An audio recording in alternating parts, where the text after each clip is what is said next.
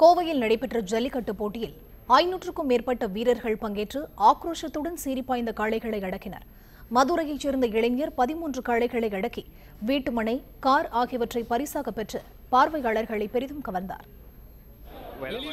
கோவை செட்டிப்பாளையம் பகுதியில் நடத்தப்பட்ட ஜல்லிக்கட்டு போட்டியில் மதுரை, விருதுநகர், தஞ்சாவூர், புதுக்கோட்டை, தேனி உள்ளிட்ட பல்வேறு மாவட்டங்களில் இருந்து சுமார் 746 காளைகள் களமாடின.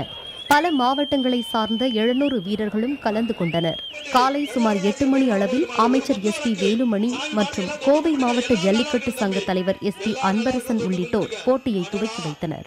முதலாவது காளையாக கோவை சரவணம்பட்டி கரி வரதராஜ பெருமாள் கோவில் காளை அவிழ்த்து விடப்பட்டது.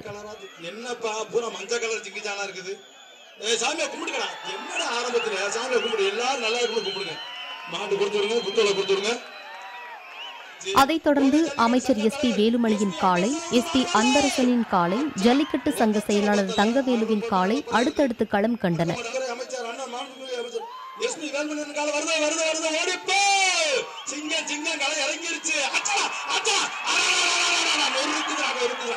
சுகாதாரத்துறை அமைச்சர் விஜயபாஸ்கரின் சின்னக்கொம்பன் என்ற காளை வாடிவாசலில் இருந்து சீறி பாய்ந்து மாடுபிடி வீரர்களை மிரளச் செய்தது.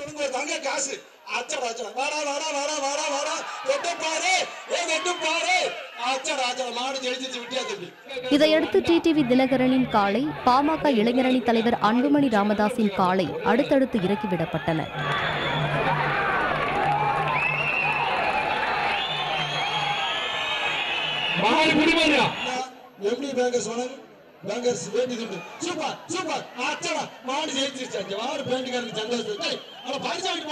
வாடி வாசலில் இருந்து மின்னலென காளைகள் சீறிப்பாய காளையர்களும் அதன் பாய்ச்சலுக்கு ஈடு கொடுக்கும் வகையில் செயல்பட்டு காளைகளை அடக்கி பார்வையாளர்களை பரவசப்படுத்தினர்.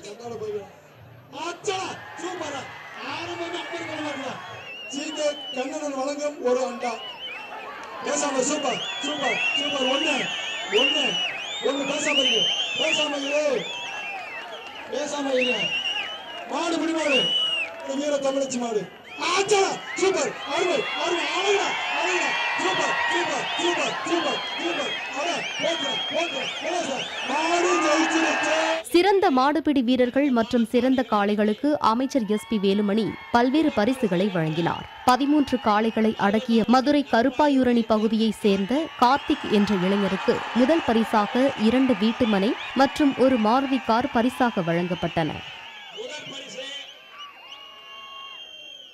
அமைச்சர் அவர்கள் 13 மாடுகள் படைத்த கார்த்திக்கு கார் பரிசு வழங்குகிறார்கள்.